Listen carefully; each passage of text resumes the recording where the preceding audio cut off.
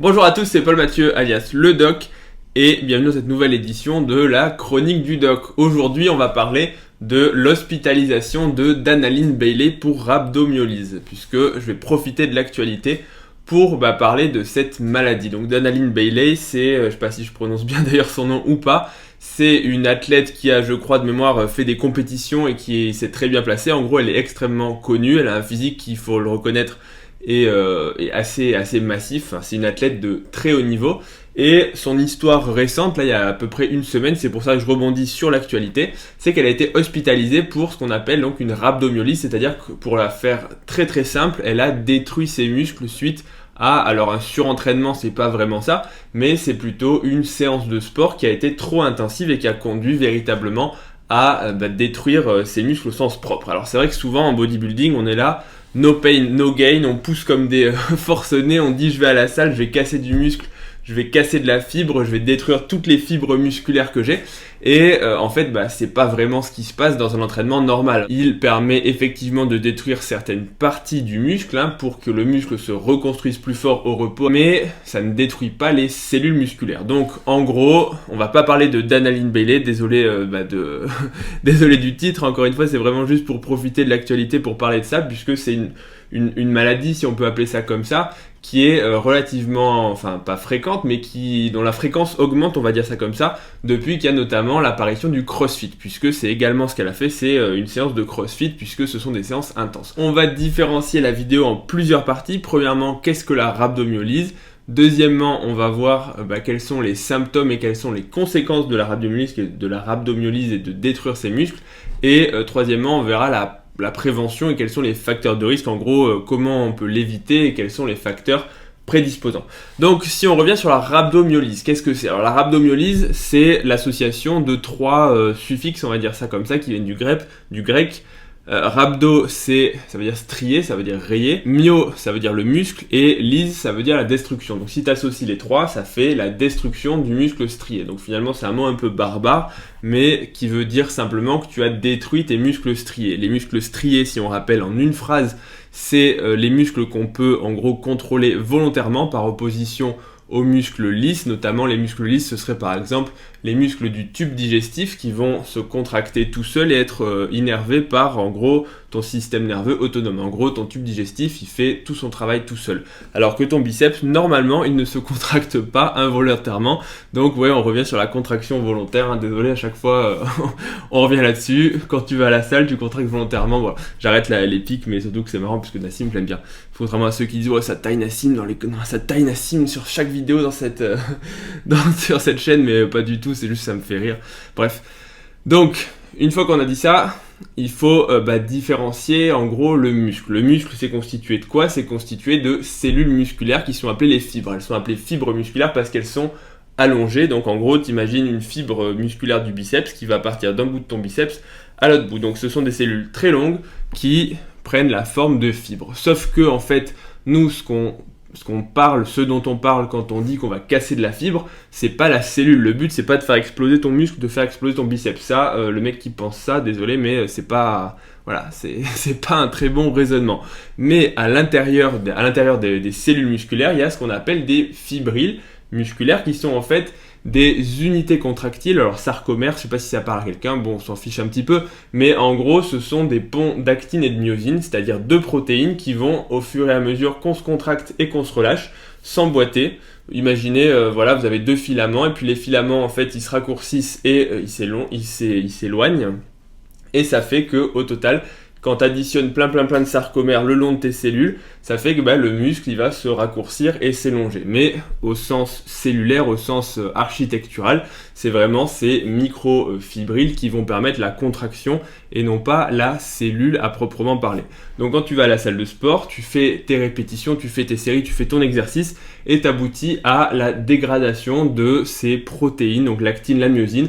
Et finalement, c'est ton corps quand tu vas récupérer qui va dire maintenant on va réparer ces protéines et on va améliorer en gros le muscle. Mais tu détruis pas ton muscle. La rhabdomyolyse, en gros, ça commence quand c'est ta cellule musculaire qui est détruite, donc qui explose, qui est dégradée, on peut dire ça un petit peu comme tu veux. La problématique dans tout ça, c'est que dans cette cellule musculaire, il y a des protéines, mais il n'y a pas que ça. Et il y a des composants qui vont se retrouver déversés dans la circulation sanguine et qui vont occasionner des problèmes. Notamment, on peut citer le potassium. Le potassium, c'est un électrolyte, ça s'écrit K+, en chimie.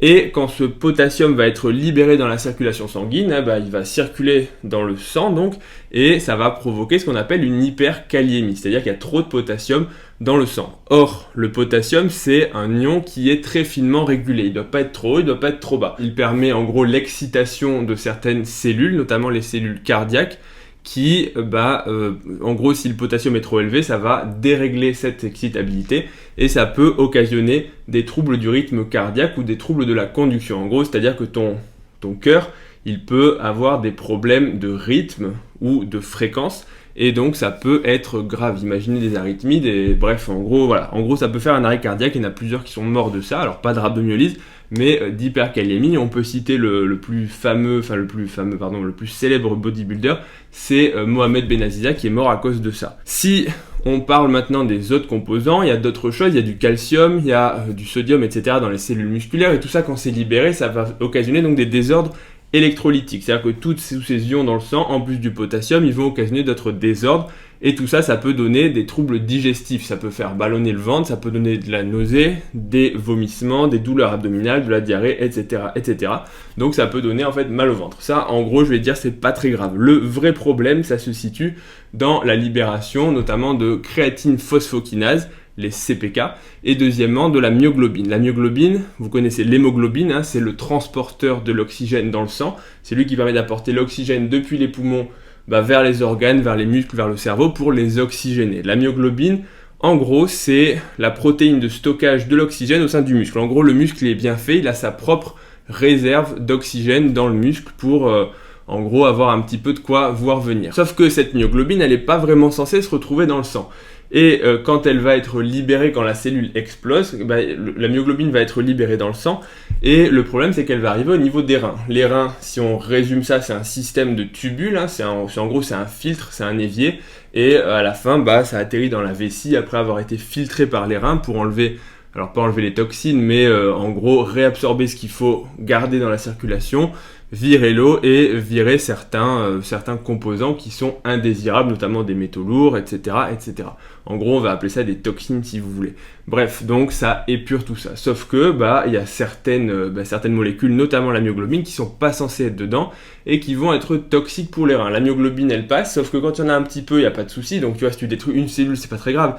Mais si tu détruis la totalité de ton biceps, c'est que d'un coup, tu as un afflux de myoglobine qui arrive. Le problème, c'est que cette myoglobine, elle va former des agrégats et puis ça va boucher les tubules de tes reins et donc en fait ton rein ne va plus fonctionner.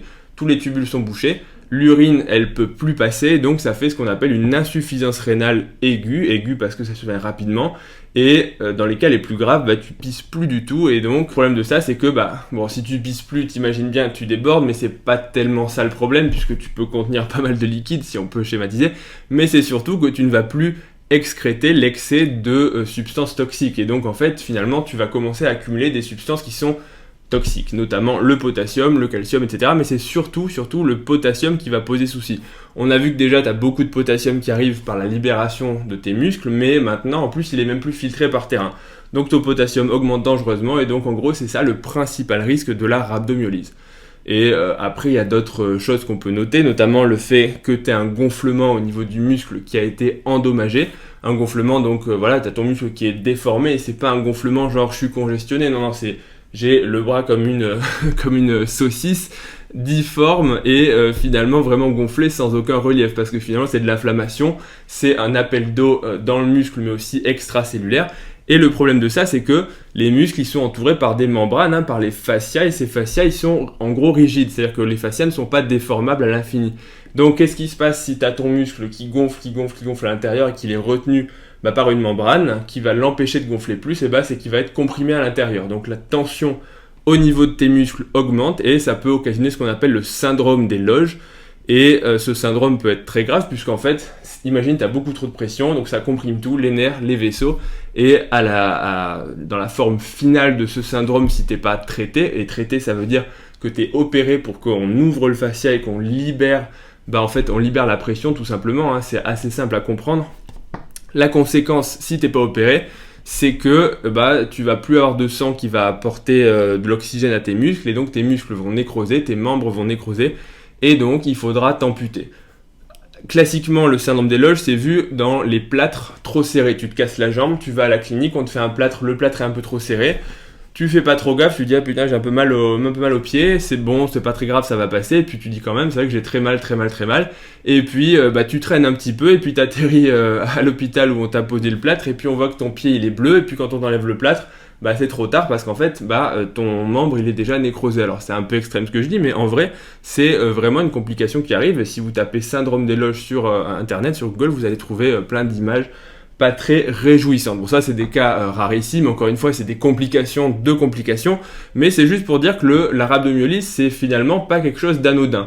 Et le problème c'est que même une fois que vous avez récupéré, c'est-à-dire que si tout se passe bien, vous n'avez pas besoin de dialyse ou autre, et bien votre muscle, tout ce qui a été endommagé, c'est-à-dire que toutes les cellules musculaires qui sont mortes ne peuvent pas être récupérées, puisque les cellules musculaires, il y a quelques cellules satellites, c'est en gros les cellules souches des muscles, qui permettent de régénérer les muscles, mais quand on est adulte, il y en a finalement assez peu, et donc il y a certaines personnes qui finalement ont perdu du relief musculaire, enfin du relief, c'est même pas du relief, c'est des cellules musculaires, de la force, et qui n'ont jamais retrouvé leur niveau d'avant. Donc tout ça pour dire que non, la rhabdomyolyse c'est pas quelque chose dont tu peux te vanter sur Instagram ou quoi en disant je suis un guerrier, no pain no gain, je suis allé au-delà de l'échec. Ouais voilà, ok, c'est vrai, ça fait des likes, bon c'est cool, mais c'est pas très intelligent, et tu peux pas encourager ça et dire ouais je suis sorti de l'hôpital, vas-y je vais recommencer. Non, ça c'est vraiment le niveau zéro. Enfin je parle juste, c'est absolument pas en rapport avec Danaline Bailey, hein. Mais t'as certaines personnes, quand tu regardes, effectivement ils se taguent avec genre sur Instagram, ouais regardez mon taux de CPK, je suis à 100 000 fois la normale, j'ai vraiment défoncé mes muscles. Enfin voilà, c'est pas très marrant, c'est un peu comme les mecs qui se filment en train de sauter d'un toit, enfin les vidéos à la con là où les mecs ils font n'importe quoi pour faire des likes. Voilà, bon, je comprends pas trop, après si on a que ça amuse, pourquoi pas, mais chacun son truc. Donc pourquoi je vous raconte tout ça? À la fois parce que je trouve c'est intéressant, et deuxièmement pour faire de la prévention, parce que en fait le problème de cette maladie, c'est que si elle n'est pas diagnostiquée, ça peut être grave, et en gros l'important, le but c'est d'être traité le plus rapidement possible, puisqu'elle se traite assez bien, mais il faut aller à l'hôpital et il faut qu'on soigne finalement le principal problème, c'est les reins et éventuellement le syndrome des loges. Donc tout ça pour vous dire quoi? Vous dire que ça peut arriver et qu'il faut connaître les signes d'alerte. Les signes d'alerte, ils sont pas très spécifiques, c'est principalement en gros des grosses courbatures au niveau d'un muscle. Vous avez fait une séance et puis vous avez des courbatures, hein, ça c'est classique, mais c'est des courbatures qui peuvent être vraiment inhabituelles et surtout qui peuvent aller en s'aggravant ou en ne passant pas. En gros, si vous avez des courbatures 4-5 jours après, mais surtout que vous avez une faiblesse du membre ou que vous sentez que c'est pas des courbatures qui sont normales, alors c'est dur à expliquer, mais ça peut être ça. Deuxième chose, c'est le gonflement. Normalement, la congestion, ça donne un aspect bien particulier et en quelques heures, ça disparaît. Là, le gonflement, l'œdème en rapport avec la rhabdomyolyse, c'est quelque chose qui ne disparaît pas et qui va en s'aggravant. C'est-à-dire que finalement, si ton bras, il a doublé de volume et qu'il est difforme, et surtout genre que tu n'en as qu'un seul sur les deux si tu as fait les bras, et que ça persiste au bout de 2 jours, dis-toi que c'est peut-être pas normal et qu'il se passe quelque chose. Donc pareil, ça veut pas dire que c'est ça forcément, mais ça veut dire qu'il faut s'inquiéter, il faut avoir dans un coin de sa tête, attention, ça peut être ça. Autre signe qui doit alerter, c'est le fait d'aller aux toilettes et de pisser en gros rouge foncé ou marron. Ça veut dire quoi? Ça veut dire qu'il y a de la myoglobine qui est passée. Et donc le fait, alors c'est pas juste de l'urine concentrée, même si ça peut donner ça, mais en gros si tu vas pisser et que c'est rouge ou que c'est marron, c'est pas du tout normal et ça peut être un signe de rhabdomyolyse. Donc voilà, j'espère que si vous entendez ça, cette vidéo, vous aurez ça dans un coin de votre tête, et si vous faites du crossfit ou autre chose, voilà, le jour où ça vous arrive ou le jour où votre pote il vous dit ah putain j'ai pissé marron, tu lui dis attention, ça peut être ça. Finalement c'est ça, hein, le but de ces vidéos, c'est d'essayer d'informer les gens pour prévenir et éviter qu'on arrive au diagnostic, vous savez la boule de neige qui arrive à l'hôpital quand elle est extrêmement grosse. Voilà, le but c'est de l'arrêter un peu en haut de la montagne. Et par ailleurs, si vous ne faites plus pipi, on parle même pas d'avoir envie de pisser et que ça sorte pas, hein, c'est vraiment si vous faites plus pipi au bout de 24 heures, c'est pas normal du tout. Bref, tout ça, ce sont le traitement de la rhabdomyolyse. Finalement il n'y a pas grand chose, en gros c'est du repos, éviter de mettre le muscle, de le solliciter encore plus, de l'hydratation, ça permet on va schématiser, ça veut dire épurer les reins. Si tu lui apportes du liquide, tu vas permettre qu'il évite de coaguler avec cette myoglobine. Et dans les cas les plus graves où tu as une défaillance du rein, tu peux faire une dialyse pour épurer le sang et suppléer les reins. Et encore une fois, si tu as un syndrome des loges, tu appelles le chirurgien, allô, l'orthopédiste il vient et il te fend le fascia en deux et il permet de libérer le muscle et donc de faire diminuer la pression. Sinon, il n'y a pas grand chose à faire. Et heureusement, la plupart du temps, ce sont des formes qui ne sont pas graves et qui récupèrent avec un bon pronostic. Malgré tout, il faut faire attention. Maintenant, qui dans la population de sportifs est à risque et pourquoi certains types d'entraînement sont plus délétères que d'autres. Alors, c'est vrai que chez les bodybuilders, c'est quand même assez rare parce qu'on fait, je m'inclus dans les bodybuilders, même si c'est vrai que vous avez vu mes bras massifs, je suis un bodybuilder.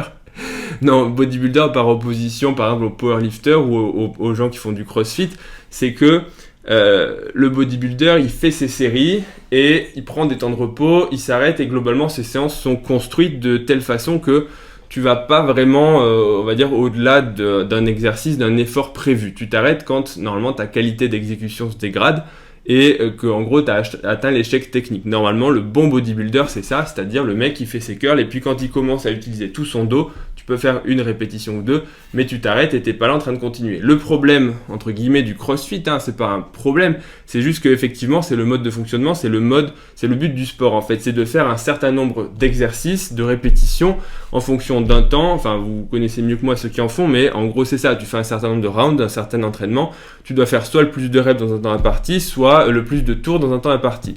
Donc tout ça, ça va t'imposer finalement de te dépasser et même parfois de sacrifier la qualité de l'exécution et donc de faire quelque chose que tu n'aurais pas forcément pu faire avec une bonne technique d'exécution.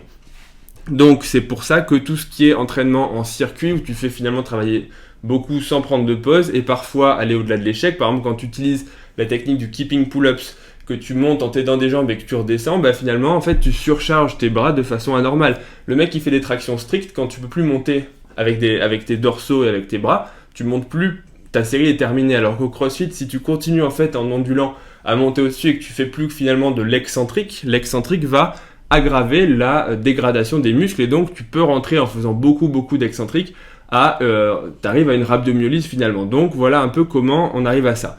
Ensuite, il y a d'autres conditions expérimentales, on va dire environnementales plutôt, c'est notamment un environnement humide et chaud. S'il fait très chaud, vous allez vous déshydrater et donc ça a montré très clairement que ça favorise les complications de ce type. Et d'ailleurs, c'est pas les bodybuilders ni les mecs qui font du crossfit qui sont les plus touchés, mais ce sont les marathoniens et notamment les militaires parce que c'est typiquement le type de gens qui vont aller au-delà de l'échec quand ils sont en mission. Le mec il s'entraîne, il transporte son sac à dos et il est dans la cambrousse ou tu vois au sommet pas de la montagne mais en Afghanistan ou je sais pas où.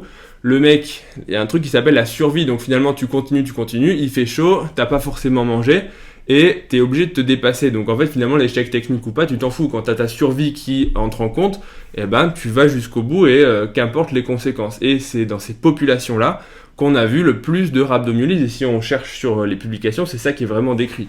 Donc avant d'atteindre le sportif, ça touche d'autres catégories de gens. Donc en gros voilà, si vous reproduisez ces conditions expérimentales, c'est-à-dire déshydraté, entraînement intense, au-delà de vos capacités physiques, pour peu que vous ne soyez pas entraîné, mais ça, encore une fois ça peut toucher les gens entraînés, vous avez toutes les conditions pour développer une rhabdomyolyse. Alors bien sûr, ça n'arrive pas chez tout le monde, c'est rare, heureusement, mais c'est juste pour vous prévenir que ça peut arriver. Donc il ne faut pas faire n'importe quoi et qu'il ne faut pas se dire en permanence « ouais, no pain, no gain, je continue, je vais jusqu'au bout, super, je suis un guerrier ». Et quand t'as un mec qui te crie dessus derrière pour te dire continue, parfois il faut savoir s'écouter et finalement arrêter l'exercice quand vraiment on n'en peut plus. Je fais une parenthèse sur les 8 heures de bras. Les 8 heures de bras, pourquoi a priori ça ne peut pas faire de rhabdomyolyse? Alors je dis a priori, mais ça peut bien sûr. Tout simplement parce qu'on prend en fait beaucoup de repos. Tu fais 15 minutes on, mais tu fais aussi 15 minutes off. Finalement, tu fais assez peu de séries. Et l'autre chose que j'ai souligné, et on l'a vraiment dans les vidéos, on l'a vraiment dit et redit, c'est qu'il faut pas dégrader la technique. Alors il y avait de l'excentrique, mais encore une fois, je vous ai dit, faut vraiment s'arrêter quand ta technique se dégrade. T'as pas le droit de tricher parce que si tu fais des mouvements trichés sur un grand nombre de répétitions et sur toute une journée, t'es certain que ça va mal finir. Et encore une fois, les 8 heures de bras, c'est pas les 8 heures de jambes. Plus tu fais un muscle qui est gros, et plus potentiellement, en fait, tu peux dégrader une quantité de muscle importante. Et encore une fois, une rhabdomyolyse du bras, c'est pas pareil qu'une rhabdomyolyse des cuisses. Sauf si t'es comme moi, que t'as des bras qui sont plus gros que les cuisses, comme je lis parfois sur les commentaires. Bon, trêve de plaisanterie, je pense que vous aurez compris. Ça veut pas dire qu'il faut plus faire de sport, mais ça veut dire qu'il faut avoir en tête que ça existe et que ça peut arriver. Donc en gros, connaissez les signes d'alarme. Et puis voilà, je pense aussi que c'était l'occasion de faire un petit point en rebondissant sur une actualité d'une maladie qui est assez peu connue en bodybuilding. Donc j'espère que ça vous aura plu. Je pense que j'ai tout dit, sinon je rajouterai des petites annotations sous forme d'images ou de vignettes. Voilà, n'hésitez pas à suggérer des sujets que vous voulez qu'on traite en commentaire. N'hésitez pas à mettre des pouces bleus parce que ce genre de vidéo demande malgré tout un peu de préparation, un peu ça veut dire beaucoup, pour éviter de dire des bêtises et encore une fois vous apporter les informations les plus exactes possibles. Partagez la vidéo si ça vous a plu et puis vous pouvez me retrouver sur Instagram aussi, Dr Miaous. Qu'est-ce que j'ai d'autre à vous dire? Je crois que c'est tout. Je vous dis à bientôt pour la prochaine vidéo et portez-vous bien et tout ce qu'on peut vous souhaiter de bien et longue vie à la chaîne. Salut!